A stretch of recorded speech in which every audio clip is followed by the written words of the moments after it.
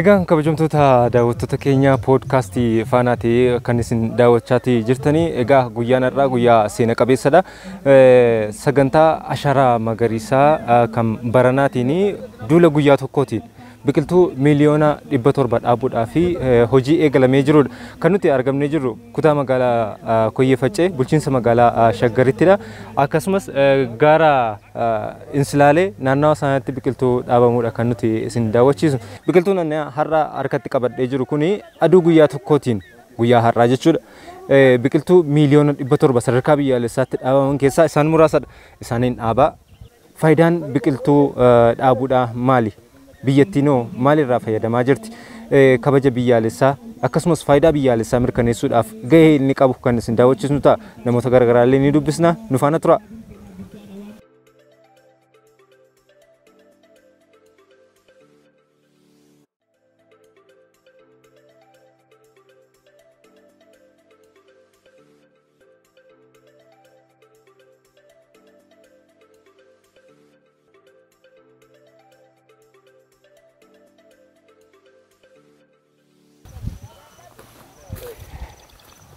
Ayyee egaa kabajamtoota daawwattoota keenya akkuma sila isiniif ibsuudhaaf yaale duula guyyaa tokkootiin biqiltuu miliyoona 700 dhaabuudhaaf eegalameeti kan inni jiru. Guyyaa irra sa'aatii 12 irraa eegalee hawaasni ba'uudhaan kan inni dhaabaatii jiru.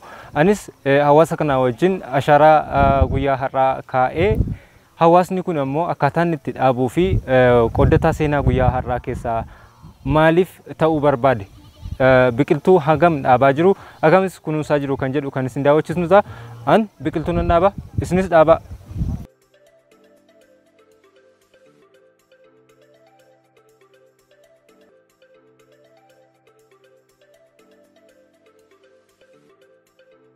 Ayyee kabajamtoota daawwattoota keenya egaa duula guyyaa tokkoo kan biqiltuu miliyoona 700 dhaabuudhaaf karoorfamee hojjetamaa jiru sadarkaa biyyaalessaatti.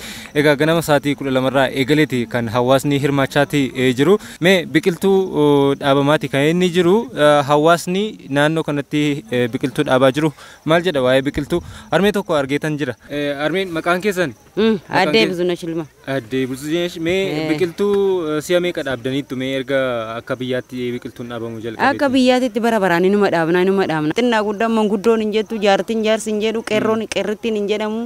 Baanee dhaabat turre dimee keenya mulu. Mee maaliif dhaabdu mee biqiltuu? Maaliif dhaabnu biqiltuu kana oo dhaabne nu amma tajaajila miidhagsinee kunuunsinee oo dhaabne ijoollee teenya bara dhufuuf ijoollee teenya hin dabarsinaaf dhaabaa jirra.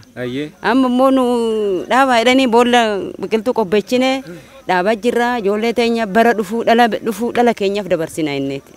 Biqiltuu dhaabuun akka daa'ima godhachuutidha kan jedhamu. Mee maal jechuudha sana naaf ibsame? Biqiltuun amma dhaabuun qeetti illee dhaabne gaara irratti illee dhaabne akka daa'ima keenya kunuunsuu qabnaadha. Daa'ima keenya akka dhallee kunuunsinu sanitti kunuunsuu qabnaadha biqiltuun. Oo dhaabame kunuunsamu malee amma namni daa'imtuu dhalattee oo kunuunsamte malee gatamnaan bu'aan qabdu. Innis biqiltuunis amma dhaabne boruu iftaanis dhufnee ilaallee jala tokkonnee oo kunuunsine malee bu'aan qabu. Maqaan koo Girmaa Sanbatuun jedhama. Egaa akkuma beekamu naannoo kanarratti gaarri Insilaalee kun gaara beekamaadha. Gaara guddaadhas, gaara bareedaadhas.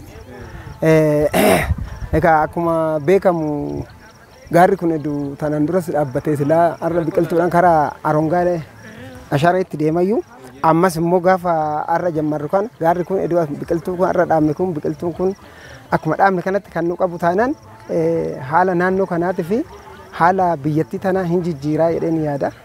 Kanaaf biqiltuun dhaabbiin biqiltuudha barbaachisaadha waan ta'eef namaafillee taanaan gaarafillee taanaan waan nama hundaafuu biqiltuun barbaachisaadha waan ta'eef gaarri kun biqiltuun har'a dhaabbachuun isaa waan gaariidha. Kanaaf biqiltuu dhaabuu bichaa miti dhaabnee gallee gatoo hedduun taane uummatni naannoo kanaatillee nullee biqiltuun kun akka kunuunsamu akka guddatu godhuudhaaf dirqamni keenya ta'uu qaba.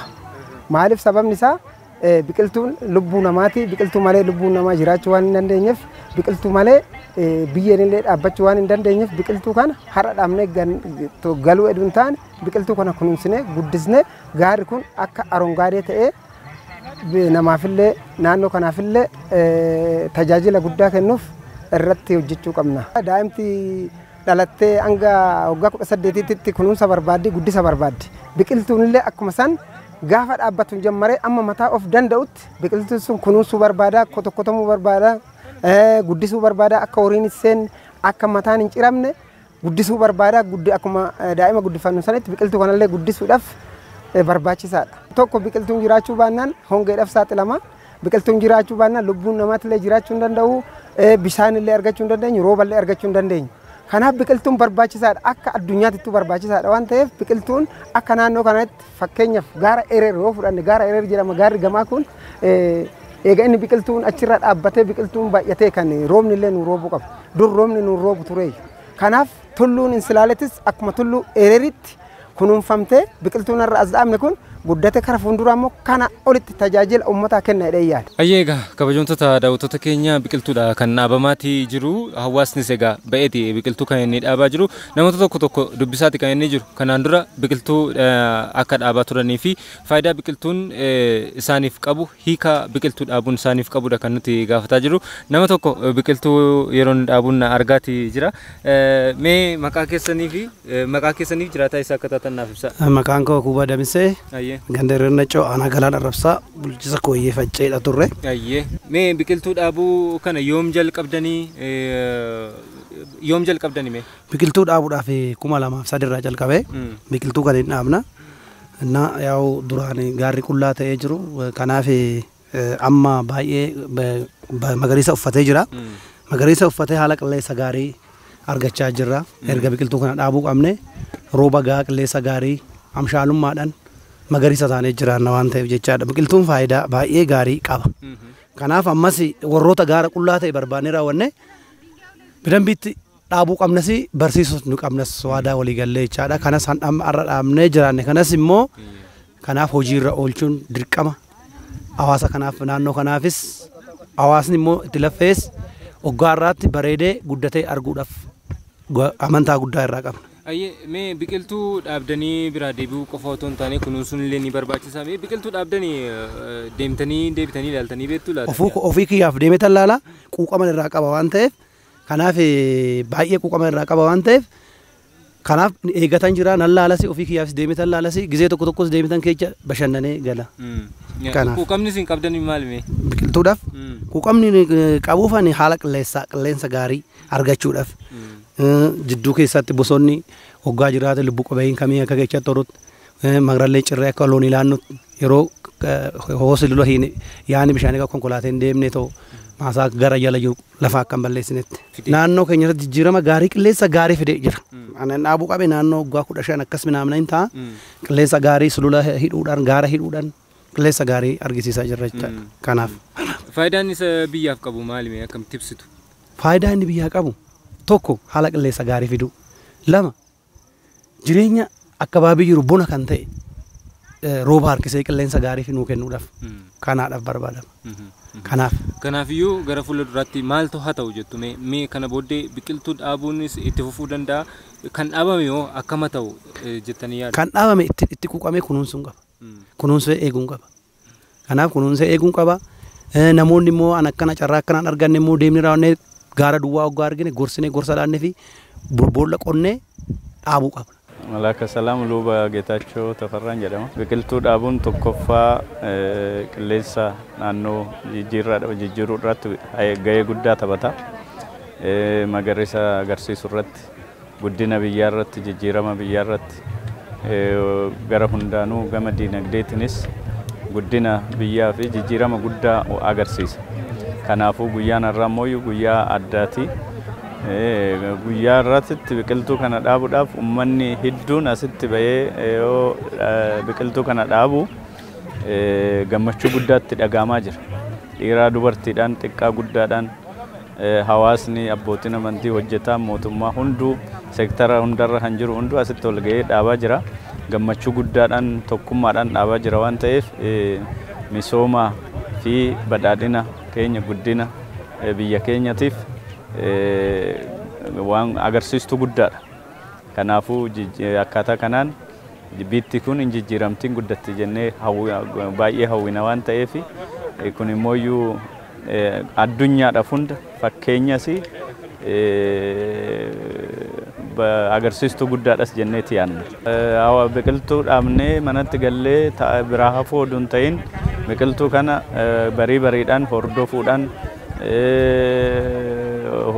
horiin illee akka seeneen cabsine gama funuunsuutiin bonallee immoo bishaan hanqinni bishaanii yoo jiraatellee bishaan sanii wanni jechuudhaan biyyeellee immoo akka daa'imaatti funuunsinee guddisuudhaaf biqiltuu kan jijjiirama akka fiduuf guddina akka agarsiisuuf harki namaa ijji namaa irraa fagaachuun qabu jenneeti ergaa kana dabarsina. Kanaaf hawaasni keenya immoo kanarratti immoo kanaaf nuti himnu malee kanaaf immoo hawaasni keenya dursa kennee kan hojjetu ta'uu ka'e itti amanna.